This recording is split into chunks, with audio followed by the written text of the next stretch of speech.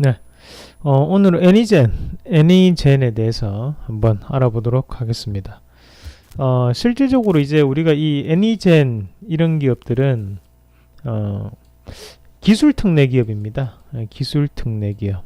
기술 특례라는 것은 뭐냐면 지난 시간에 우리가 YD 생명과학에 대해서 알아보면서 기술 특례 기업에 대해서 한번 설명을 드렸는데, 기술 보증기금이나 아니면 나이스 평가정보 그리고 한국기업 데이터에서 이 세 가지 기관에서 두 가지 이상에서 통과가 돼야지만 상장이 될 수 있는, 대신 실적이 적자라도 상관없는 기업이라고 보시면 됩니다. 자, 그렇다 보니까 이런 기업들 같은 경우에는 실적이 거의 상당히 안 좋습니다. 질 떨어지는 실적을 항상 가지고 있는데, 잠시 한번 실적을 살펴보시면, 자, 지금 애니젠에 대한 반기 보고서 실적인데, 자, 여기 한번 같이 보시더라도 매출 자체가 거의 7억대, 반기 합쳐서 17억대, 작년에도 24억밖에 안 되거든요. 영업이익도 마이너스예요. 상관이 없어요. 마이너스라도. 이걸 5개년 동안 적자라도 봐줍니다. 그래서 관리 종목 지정도 안 되고 상장 폐지도 되지 않습니다. 그래서 말 그대로 이제 기술적인 부분에서 특출난 능력을 가지고 있는 기업들을 기술 특례 기업을 표현을 시켜주는데, 이 애니젠이 전라도의 최초의 바이오시밀러 업체다. 그렇게 보시면 되고요. 이 업체가 주로 하는 것이 이제 펩타이드라고 하는데, 이 펩타이드라는 것은 우리가 일종의 단백질의 한 요소라고 생각하시면 됩니다. 그래서 이 펩타이드가 좀 더 나눠지면 이제 아미노산이 되죠. 아미노산이. 근데 이제 이 펩타이드라는 것이 최근에 여러 용도로 쓰입니다. 신약 개발하는 데도 쓰이고요. 그리고 두 번째 화장품에도 쓰이고요. 연구용으로도 쓰입니다. 그러면 쓰임새가 상당히 다양하다는 거거든요. 실질적으로 이제 단백질의 한 요소이기 때문에, 단백질은 어때요? 우리 인체를 구성하는 요소이기 때문에 그만큼 우리 몸에는 거부감이 없다는 겁니다. 그렇다 보니까 화장품들 같은 경우에도 기능성 화장품들을 자세히 보시면 가끔씩 펩타이드 성분 함유라고 적혀있는 화장품들이 꽤 많이 나옵니다. 화장품 같은 경우 예전에 로드샵에서 지금의 분위기가 전환이 되고 있거든요. 바로 기능성 화장품 시대로 넘어가는 시점이라는 거예요.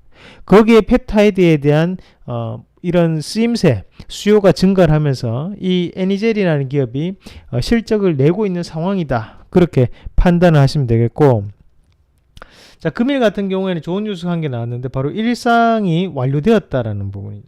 항암제 일상이 완료되었다 라는 뉴스가 나왔습니다. 그래서 이 뉴스로 인해서 약 25% 가격이 오늘 올랐는데, 종가는 물론 7%지만 그만큼 이 기업 자체가 상당히 기술 특례 기업이기 때문에 실적과 상관없이 주가에 대한 움직임이 좋을 확률이 대단히 높다는 겁니다. 다만 일상이라는 것은 이제 2상과 3상이 남아있다는 거고, 이 기간을 다 합치면 한 10년 가까이 되거든요. 그래서 지금 일상이 완료되었다고 해서 여기서 추가적인 상승을 한다, 그렇게 보기는 어렵다 라는 부분 꼭 참고를 하시고, 다만 이 기업 자체가 거기에 포커스를 맞출 게 아니라 앞서서 얘기했던 것처럼 이 펩타이드라는 성분에 좀 더 포커스를 맞출 필요가 있겠습니다. 그래서 안에 내용 조금 더 자세하게 설명을 해드리면, 자, 의약용 펩타이드 소재, 연구용 펩타이드 소재, 화장품용 펩타이드 소재, 이렇게 세 가지로 분류되는데, 대부분이 이 의약용 펩타이드 소재와 연구용 펩타이드 소재에서 매출이 약 90% 가까이 나옵니다. 그러니까 여기에 대한 매출 자체가 많이 나타난다는 거죠. 결국에는 지금 당장에 좀 더 커지고 있는 시장 자체는 바로 이 화장품용 펩타이드 소재거든요. 그래서 이 부분이 지금 현재는 10%만 차지하고 있지만, 여기서 좀 더 밸류업이 된다면 충분히 주가적인 부분에서도 변동이 가능하다라고 보는 게 맞습니다. 그럼 결국에는 실적 시즌이든 아니면 테마성 시즌이든 그와는 상관없이 별개로 이런 애니젠이라는 기업은 개별주적인 성격을 가지고 주가에 대한 변동성이 크게 나타날 수 있는 기업, 그렇게 좀 더 판단을 하는 게 맞겠습니다.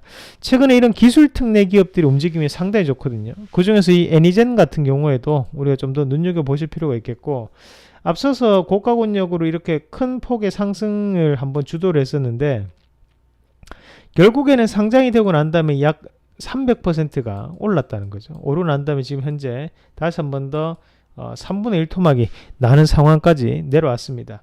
그렇다면 결국에는 이 자리 자체가 현재는 바닥권역에 대한 그런 자리로 형성될 확률이 대단히 높다고 저는 판단을 하고, 지금까지 나오고 있는 이런 기술적인 부분 자체에서의 뭐랄까요, 프리미엄 평가가 바로 이런 자리라고 생각을 하시면 되겠습니다. 그래서 충분히 주가적인 부분에서의 변화 부분은 가능하다라는 의견까지 드리도록 하겠습니다. 그래서 여기는 이런 기업들 같은 경우에는 제가 볼 때는 뭐 약 2만 원까지도 충분히 반등이 가능할 것 같고요. 장기적인 부분에서는 뭐 25,000원, 28,000원까지도 올라갈 수 있는 자리.